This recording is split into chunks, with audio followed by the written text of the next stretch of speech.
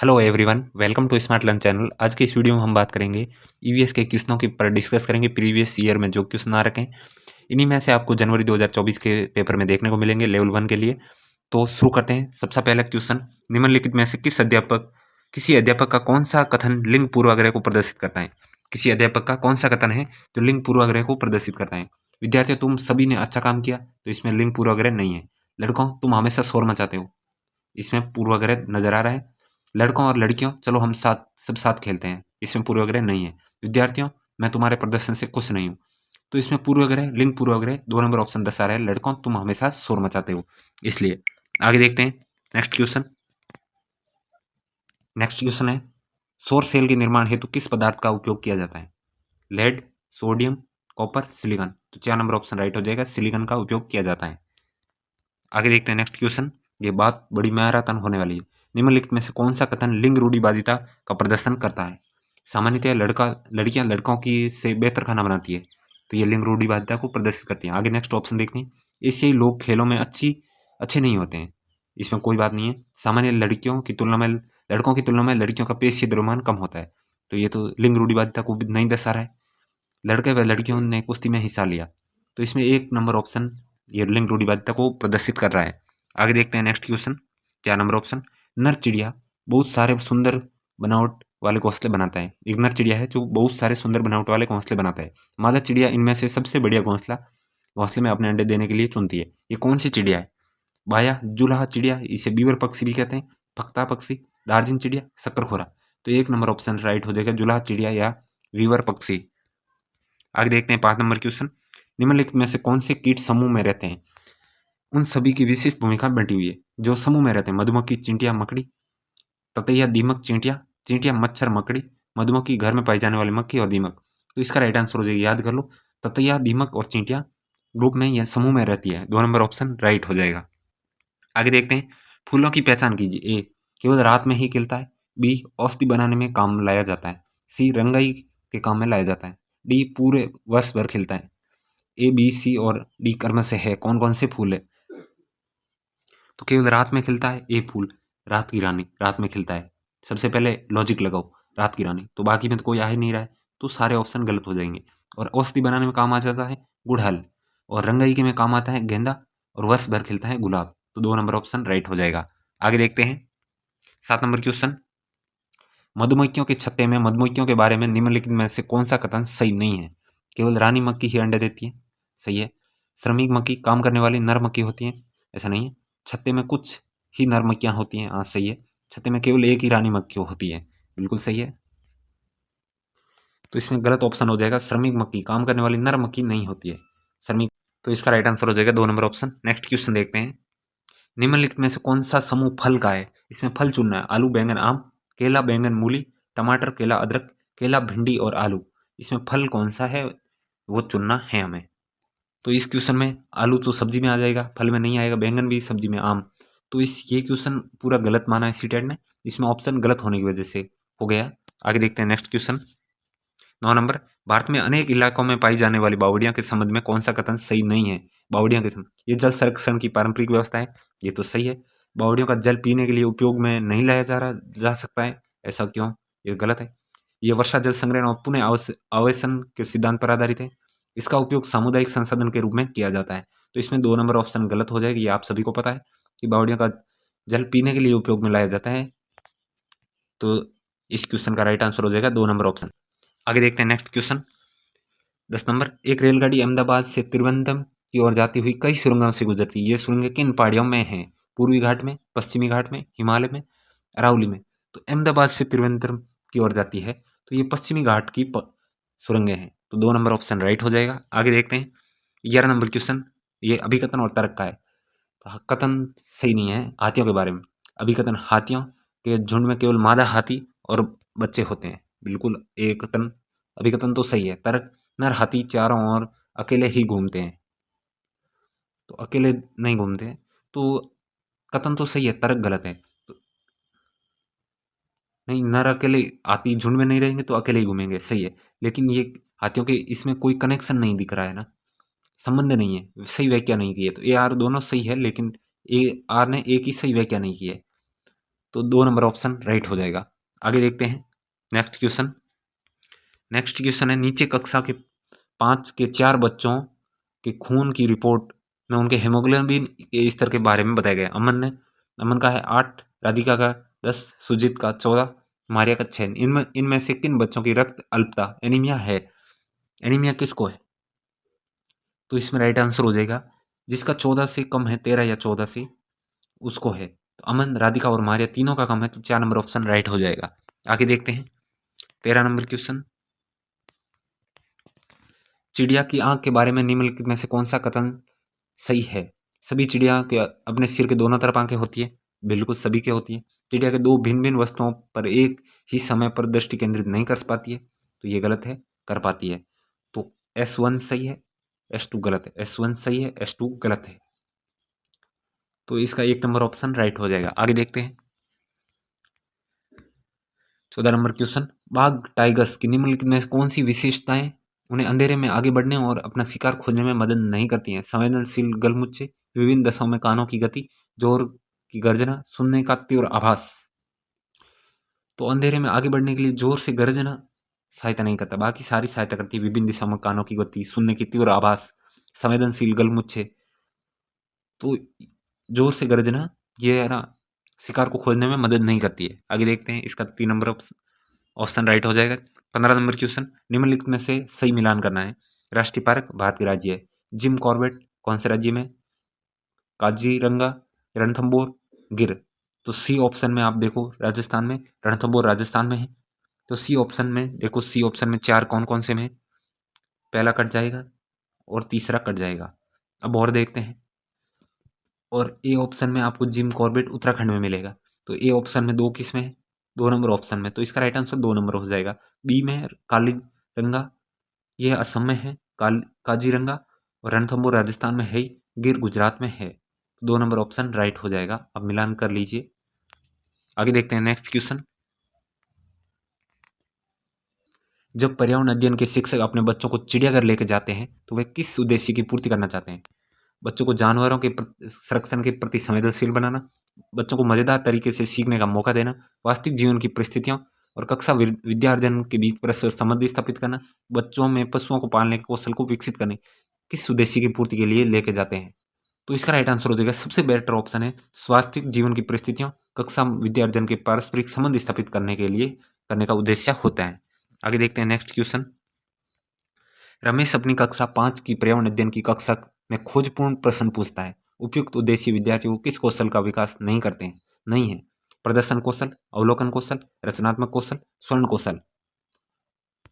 तो इसमें प्रदर्शन कौशल का विकास नहीं होता, अवलोकन कौशल का भी होता है, रचनात्मक कौशल का भी होता है, क्रिएटिव स्किल का होगा, लिसनिंग स्किल का भी होगा। आगे देखते हैं नेक्स्ट क्वेश्चन। पर्यावरण अध्ययन में निम्नलिखित में से कौन से समस्या समाधान के गुण हैं? सृजन, चयन, भाषण, लेखन। सही विकल्प चुनना है, कौन से समस्या समाधान के गुण हैं? तो इसमें ए सृजन तो हो जाएगा, और चयन, भाषण और लेखन समस्या समाधान के गुण नहीं है, तो ए ऑप्शन हो जाएगा 1 नंबर, ए और बी दोनों। आगे देखते हैं नेक्स्ट क्वेश्चन। एक ईवीएस शिक्षक के द्वारा प्रयुक्त होने वाली भाषा औपचारिक व परिभाषाओं पर बल देने वाली होनी चाहिए, बच्चों को कठिन होनी चाहिए ताकि वे समझ नहीं पाए। ऐसा क्यों? बच्चों की दैनिक रोजमर्रा की भाषा से संबंधित होनी चाहिए, प्राविधिक प्रकृति की होनी चाहिए। तो इसमें 3 नंबर ऑप्शन हो जाएगा, बच्चों की दैनिक और रोजमर्रा की भाषा से संबंधित होनी चाहिए। आगे देखते हैं नेक्स्ट क्वेश्चन। आकर्षण एवं प्रासंगिक अनुदेशात्मक सामग्री का उपयोग सहायक है क्योंकि वे सभी ज्ञानेंद्रियों को सक्रिय करते हैं, अधिगम को अधिक अर्थपूर्ण बनाते हैं, शिक्षक को शिक्षण अधिगम प्रक्रिया में सहायता करते हैं, विद्यार्थियों का ध्यान आकर्षित करते हैं। तो इसका सबसे बढ़िया ऑप्शन है सभी ज्ञानेंद्रियों को सक्रिय रखते हैं, आकर्षक और प्रासंगिक अनुदेशात्मक सामग्री का उपयोग करना, इसीलिए वो शिक्षण में सहायक है। ईवीएस के शिक्षण में न्यूनतम महत्वपूर्ण क्रियाकलाप की पहचान कीजिए। विद्यार्थियों से परिचर्चा, कार्यपत्रों पर चित्रों और रूपरेखा को बनाना, अवज्ञाकारी विद्यार्थियों को सजा देना, विद्यार्थियों को बाहर प्रकृति की सैर पर ले जाना। तो न्यूनतम महत्वपूर्ण हो गई अवज्ञाकारी विद्यार्थियों को सजा देना, ये न्यूनतम महत्वपूर्ण क्रियाकलाप है। इसका राइट आंसर हो जाएगा 3 नंबर ऑप्शन। आगे देखते हैं नेक्स्ट क्वेश्चन। नेक्स्ट क्वेश्चन क्या कह रहे हैं? निम्नलिखित में से पर्यावरण अध्ययन पुस्तक में पहेलियों को सम्मिलित करने के उद्देश्य को पहचाना है। क्या उद्देश्य है कि जिसमें पर्यावरण अध्ययन की पुस्तक में पहेलियां पूछी जाती हैं? विद्यार्थियों के मन को भ्रमित करना, विद्यार्थियों में तर्क क्षमता को विकसित करना, विद्यार्थियों के मन को भ्रमित करना और स्वयं आनंदित होना, विद्यार्थियों को खेल खिलाना। तो इसमें पहेलियाँ इसीलिए शामिल की जाती हैं ताकि विद्यार्थियों में तर्क क्षमता विकसित की जा सके। तो 2 नंबर ऑप्शन राइट हो जाएगा। आगे देखते हैं नेक्स्ट क्वेश्चन। पर्यावरण अध्ययन के शिक्षण अधिगम में विद्यार्थियों द्वारा प्रश्न पूछा जाना अत्यधिक महत्वपूर्ण है क्योंकि ये प्रश्न संकेतक है विद्यार्थियों की जिज्ञासा के, विद्यार्थियों की समझ में अंतर के, शिक्षक की क्षमता के। तो इसमें विद्यार्थियों की जिज्ञासा के भी संकेतक हैं, विद्यार्थियों के समझ में अंतर के भी है, शिक्षक की क्षमता के नहीं है। तो ए और बी हो जाएगा 1 नंबर ऑप्शन में। तो इसका राइट आंसर हो जाएगा 1 नंबर ऑप्शन। आगे देखते हैं 9 नंबर क्वेश्चन। गलत कथन का चयन कीजिए। ईवीएस एक अंत्य विषयक विषय है। ईवीएस पढ़ाना स्थानीय संसाधनों के माध्यम से होना चाहिए। ईवीएस मुख्यतः जैव विविधता के अध्ययन से जुड़ी हुई है। कक्षा 1 और 2 में ईवीएस शिक्षण भाषा और गणित के माध्यम से होना चाहिए। तो इसमें गलत कथन हो जाएगा ईवीएस मुख्यतः जैव विविधता के अध्ययन से जुड़ी हुई है। ये गलत है, बाकी सारे सही है। आगे देखते हैं। पर्यावरण अध्ययन शिक्षक होने के नाते आप अपनी कक्षा में औसत छात्रों के लिए क्या करेंगे? उन्हें कई बार उदाहरण लिखने के लिए देना, उन्हें पहली पंक्ति में बैठाकर लगातार मार्गदर्शन करना, उनके कमजोर पक्ष को ढूंढना एवं सुधारने के लिए समाधान खोजना एवं लागू करना, उनको अतिरिक्त कार्य घर में अभ्यास के लिए देना। तो आप पर्यावरण अध्ययन के शिक्षक होने के नाते क्या करोगे औसत छात्रों के लिए? तो सबसे पहले उनके कमजोर पक्षों को ढूंढेंगे, उनको सुधारने के लिए समाधान खोजना एवं लागू करेंगे। 3 नंबर ऑप्शन राइट हो जाएगा। आगे देखते हैं 11 नंबर क्वेश्चन। पर्यावरण अध्ययन शिक्षा के क्षेत्र को सम्मिलित है। औपचारिक शिक्षा, अनौपचारिक शिक्षा, औपचारिक और अनौपचारिक शिक्षा, विद्यालय शिक्षा। तो इसका राइट आंसर हो जाएगा औपचारिक अनौपचारिक शिक्षा दोनों शामिल है। तो 3 नंबर ऑप्शन राइट हो जाएगा। आगे देखते हैं विद्यार्थियों में अवधारणात्मक समझ तब अच्छी होती है जब शिक्षक जोर डालते हैं। किस पर? संवाद पर, लिखित एवं मौखिक परीक्षा पर, पाठ्य पुस्तकों पर, प्रतिस्पर्धा पर। तो इसका राइट आंसर हो जाएगा संवाद पर जोर डालते हो तब उस अवधारणात्मक समझ तब अच्छी हो जाती है जब शिक्षक संवाद पर जोर डालते हो। आगे देखते हैं 13 नंबर क्वेश्चन। उपख्यानात्मक अभिलेख में इनमें से क्या नहीं होना चाहिए? समस्याओं पर केंद्रित होना चाहिए, निर्णयात्मक होना चाहिए, बच्चों की ताकत और कमजोरियों की पहचान, बच्चों की रुचि और जिज्ञासा की पहचान। तो बच्चों की रुचि और जिज्ञासा की पहचान होनी चाहिए, कमजोरियों की भी पहचान होनी चाहिए और निर्णायक व समस्या केंद्रित नहीं होना चाहिए। तो ए और बी 1 नंबर ऑप्शन राइट हो जाएगा। आगे देखते हैं एक ईवीएस की कक्षा में एक शिक्षक चर्चा करता है कि घर की मक्खियां बीमारी फैलाती हैं। चर्चा के लिए उपयुक्त सीखने का संसाधन होगा अखबार, फ्लैश कार्ड, स्लोगन्स, पोस्टर। तो इसका राइट आंसर हो जाएगा 1 नंबर ऑप्शन अखबार होगा कि मधुमक्खियां बीमारी फैलाती है। न्यूज से पढ़कर सबसे बढ़िया संसाधन अखबार है। आगे देखते हैं लास्ट क्वेश्चन। खेल खेल में पाठ पढ़ाते हुए सरिता विद्यार्थियों को खेल के मैदान में ले जाती है और उन्हें अलग अलग दिनों में इन खेल खिलाती है। मीनू उसी पाठ को अलग अलग खेलों के चित्र कार्ड को दिखाकर विद्यार्थियों को पढ़ाती है। विद्यार्थियों को अधिकतम शामिल करने में कौन ज्यादा प्रभावी रणनीति का उपयोग कर रही है? सरिता कर रही है या मीनू? तो इसका राइट आंसर हो जाएगा सरिता कर रही है। सरिता ले जाकर मैदान में वास्तविक खिला रही है, मीनू का चित्र कार्ड दिखाकर विद्यार्थियों को पढ़ाती है। तो 1 नंबर ऑप्शन राइट हो जाएगा। ये थे आपके 30 क्वेश्चन। वीडियो पसंद आया तो स्मार्ट लर्न चैनल को सब्सक्राइब करें, ज़्यादा से ज़्यादा शेयर करें। ऐसे ही वीडियो देखने को मिलेंगे। सीटेट जनवरी ईवीएस का नेक्स्ट क्वेश्चन देखने वाले हैं। देखते हैं आगे। हमारे देश में एक ऐसा राज्य है जहाँ के लोग फसल पकाने के पश्चात त्यौहार मनाते हैं। फसल पकाने के पश्चात त्यौहार मनाते हैं।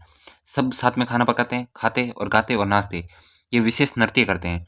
इस नृत्य को बांस की डंडियां लेकर दो लोगों की जोड़ी जमीन पर आमने सामने बैठती है।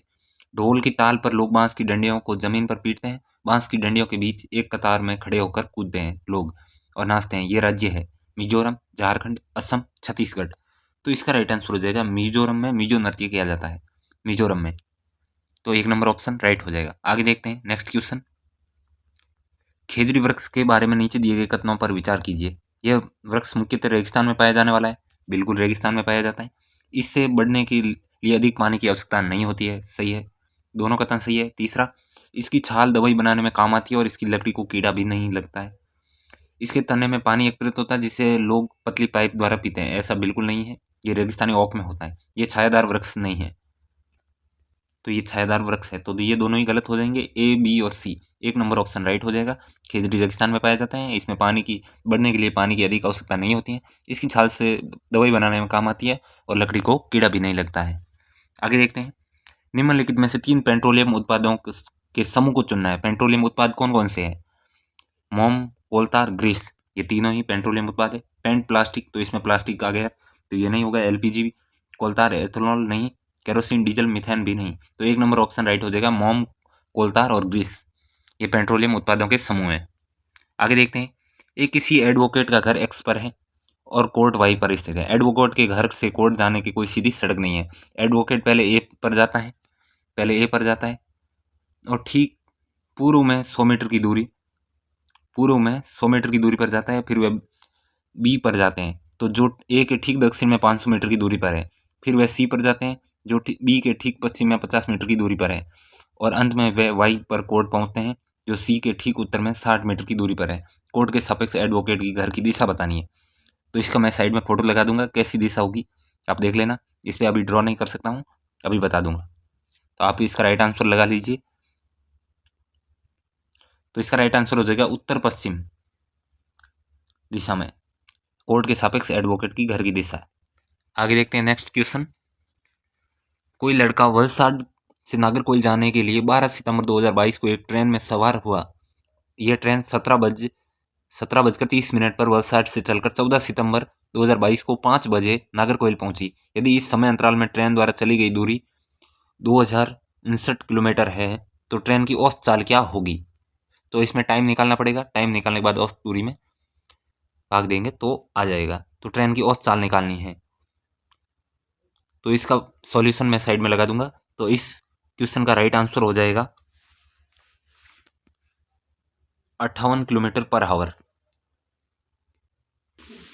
आगे नेक्स्ट क्वेश्चन देखते हैं। निम्नलिखित में से कौन सी परियोजना मिशन गंगा जल को स्वच्छ करने के लिए एक विकल्प है। जल शक्ति, नामी गंगा आमंत्रण अभियान, जल शक्ति, राष्ट्रीय स्वच्छ Ganga mission, Ganga action plan, नामी गंगे यमुना एक्शन प्लान। तो इसका राइट ऑप्शन हो जाएगा राष्ट्रीय स्वच्छ Ganga mission, Ganga action plan. ये गंगा नदी के जल को स्वच्छ करने के अभियान है। आगे देखते हैं 7 नंबर क्वेश्चन। भोजन में निम्नलिखित समूह में से उस समूह का चयन कीजिए जिसमें सभी इकाई प्रोटीन समृद्ध स्रोत हैं। अंडे, दाल, मछली, बादाम, मक्का, दूध, संतरा, मक्खन, अंडे, दही, दूध, चावल। तो इसका राइट आंसर हो जाएगा अंडे, दाल और मछलियाँ, ये प्रोटीन के भरपूर स्रोत हैं। आगे देखते हैं नेक्स्ट क्वेश्चन। निम्नलिखित में से वह युगल चुनिए जिसमें हमारे देश के एक राज्य और एक केंद्र शासित प्रदेश से मिलकर बना है। तो अरुणाचल प्रदेश राज्य है, पांडुचेरी केंद्र शासित प्रदेश है। पहला ही ऑप्शन राइट हो गया। जम्मू कश्मीर एंड अंडमान निकोबार द्वीप समूह, तो ये केंद्र शासित प्रदेश है। मिजोरम एंड झारखंड दोनों राज्य है। बिहार और नागालैंड भी दोनों राज्य है। तो 1 नंबर ऑप्शन राइट हो जाएगा। 9 नंबर क्वेश्चन। निम्नलिखित में से राज्यों के उस समूह को चुनिए जिसे समुद्र तट की बंगाल की खाड़ी पर स्थित है। आंध्र प्रदेश, उड़ीसा, तमिलनाडु, पश्चिम बंगाल, उड़ीसा, कर्नाटक, पश्चिम बंगाल, तमिलनाडु, गुजरात, तमिलनाडु, उड़ीसा, महाराष्ट्र। तो आप इसे मैप में भी देख सकते हैं। आंध्र प्रदेश, उड़ीसा और तमिलनाडु समुद्र तट की बंगाल की खाड़ी पर स्थित हैं। आगे देखते हैं नेक्स्ट क्वेश्चन। मध्य प्रदेश के 3 समीपवर्ती राज्य। मध्य प्रदेश के 3 समीपवर्ती राज्य। पहला ऑप्शन उत्तर प्रदेश, छत्तीसगढ़, महाराष्ट्र, गुजरात, राजस्थान, बिहार। उत्तर प्रदेश, राजस्थान, झारखंड, गुजरात, पश्चिम बंगाल, उड़ीसा। तो समीपवर्ती राज्य उत्तर प्रदेश, छत्तीसगढ़ और महाराष्ट्र हैं मध्य प्रदेश के। आगे देखते हैं। निम्नलिखित में से कौन से रोग मच्छरों द्वारा जनित हैं, मच्छरों द्वारा फैलते हैं। निमोनिया, डेंगू, खसरा, मलेरिया। तो इसमें डेंगू हो जाएगा और मलेरिया हो जाएगा। ये मच्छरों द्वारा जनित रोग है। तो बी और D option 3 number option right हो जाएगा। आगे देखते हैं। किसी पारितंत्र में निहित है। एक क्षेत्र में केवल जीवित प्राणी, एक क्षेत्र के केवल भौतिक प्राणी, एक क्षेत्र में जीवित प्राणी एवं भौतिक कारक दोनों, एक क्षेत्र में अपघटक और भौतिक कारक। तो इसका राइट ऑप्शन हो जाएगा एक क्षेत्र में जीवित प्राणी और भौतिक कारक दोनों हो जाएंगे। आगे देखते हैं। 13 नंबर। राज्य और नृत्य के सही युग्म का चयन करना। कर्नाटक कथक, तमिलनाडु लावणी, असम बुरैया, आंध्र प्रदेश कच्चीपुड़ी। इसका राइट आंसर हो जाएगा आंध्र प्रदेश में कच्चीपुड़ी नृत्य किया जाता है। तो 4 नंबर ऑप्शन राइट हो जाएगा। आगे देखते हैं। निम्नलिखित में से कौन सी एक पौधा घर गैस नहीं है। CO2, N2, N2O2, N2O, CH4। तो इसका राइट आंसर हो जाएगा N2। N2 एक पौधा घर गैस नहीं है। एक पौधा घर गैस नहीं है। आगे देखते हैं। 15 नंबर क्वेश्चन। ओजोन की परत में अवक्षय को नियंत्रित करने हेतु 1987 में एक अंतर्राष्ट्रीय संधि पत्र समझौते पर हस्ताक्षर किए गए जिसे कहा जाता है क्योटो संलेख, मॉन्ट्रियल संलेख, पेरिस संधि, दोहा संधि। तो इस समझौते को मॉन्ट्रियल संलेख कहा जाता है। 2 नंबर ऑप्शन राइट हो जाएगा। ये बार बार क्वेश्चन पूछा जाता है, तो इसे मॉन्ट्रियल संलेख कहा जाता है। आगे देखते हैं। अब आगे पेडागोजी की क्वेश्चन। ईवीएस में नैदानिक परीक्षण शिक्षक की सहायता करेंगे विद्यार्थियों को बुद्धि का भागफल ज्ञात करने में, ईवीएस के शिक्षण अधिगम के दौरान विद्यार्थियों द्वारा सामना की गई समस्याओं का आंकलन करने में, विद्यार्थियों के अधिगम की गति का आंकलन करने में, ईवीएस में विद्यार्थियों ने कितना बढ़िया प्रदर्शन करेगा यह ज्ञात करने में। तो नैदानिक परीक्षण में क्या किया जाता है, विद्यार्थियों को सामना की गई समस्याओं का आंकलन करते हैं, ईवीएस में कितना बढ़िया प्रदर्शन किया है यह ज्ञात करने के लिए। बी और डी 3 नंबर ऑप्शन राइट हो जाएगा। आगे देखते हैं।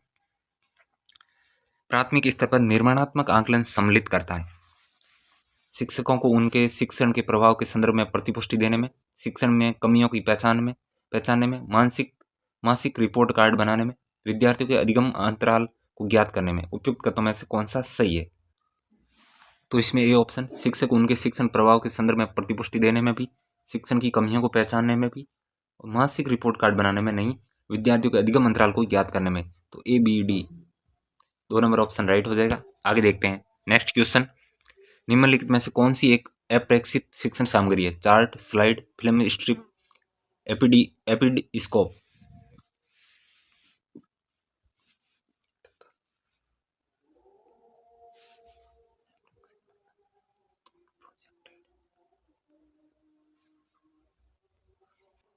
एपेडिक स्प्रिक मतलब नॉन प्रोजेक्ट अपेक्षित, तो इसका राइट आंसर हो जाएगा चार्ट नॉन प्रोजेक्ट है, 1 नंबर ऑप्शन। आगे देखते हैं।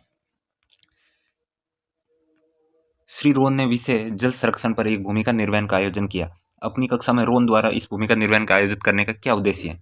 वह विद्यार्थियों को भावी पीढ़ी के लिए जल संरक्षण की आवश्यकता के प्रति संवेदनशील बनाना चाहता है। वह विद्यार्थी को समाज में जल संरक्षण के विषय की जानकारी के अभाव में अवगत कराना चाहता है। वह भूमिका निर्वहन द्वारा विद्यार्थियों में विश्वास का स्तर ऊपर उठाना चाहता है। वह जल संरक्षण के विषय में विद्यार्थियों को विचार जानना चाहता है, जिससे वह उन्हें सही मार्गदर्शन प्रदान कर सके।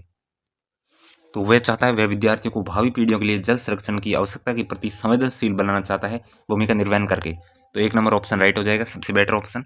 ईवीएस की पाठ्यचर्या की रूपरेखा बनाई गई है अधिगम के संरचनात्मक परिप्रेक्ष्य पर, अधिगम के समाकलित परिप्रेक्ष्य में, अधिगम में अनुचिंतनीय परिप्रेक्ष्य में, अधिगम के सामाजिक रचनावाद के परिप्रेक्ष्य में। तो इसका बिल्कुल राइट आंसर हो जाएगा अधिगम के सामाजिक रचनावाद के परिप्रेक्ष्य में ईवीएस की पाठ्यचर्या की रूपरेखा बनाई गई है। आगे देखते हैं नेक्स्ट क्वेश्चन। कक्षा में ईवीएस विषयों का संपादन करते समय शिक्षक को निम्नलिखित में से किससे बचना चाहिए।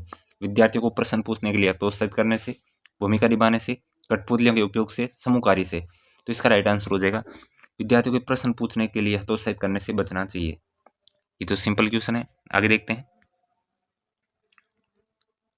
आगे नेक्स्ट क्वेश्चन। विद्यार्थियों के लिए ईवीएस पाठ्यक्रम में विषयों उपविषयों का चयन किया गया है। सामाजिक विज्ञान और पर्यावरण शिक्षा के मुद्दों का एक सामान्य अंतर्पृष्ठ प्रदान करने के लिए, दिलचस्प तरीके से ईवीएस सीखने के लिए, गतिविधियों को सरल से जटिल की ओर संचालित करने के लिए, तत्काल पर्यावरण को बेहतर समझ विकसित करने के लिए।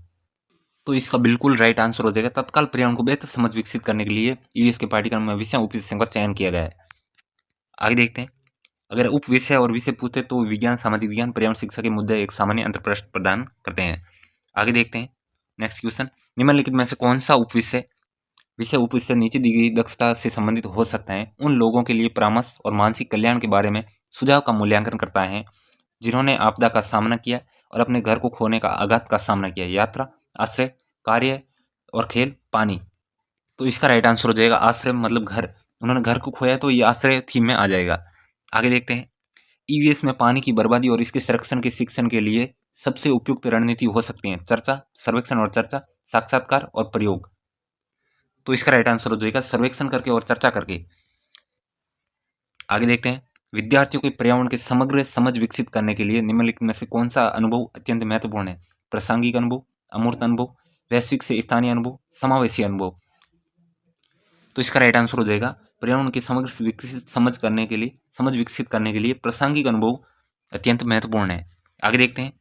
ईवीएस शिक्षक समूह कार्य के दौरान सहयोग के आकलन के लिए एक सहकर्मी आकलन रूब्रिक तैयार करते हैं। निम्नलिखित में से कौन सा आयाम सहयोग का हिस्सा नहीं होना चाहिए। भागीदारी, नेतृत्व, सहयोग, हदबंदी।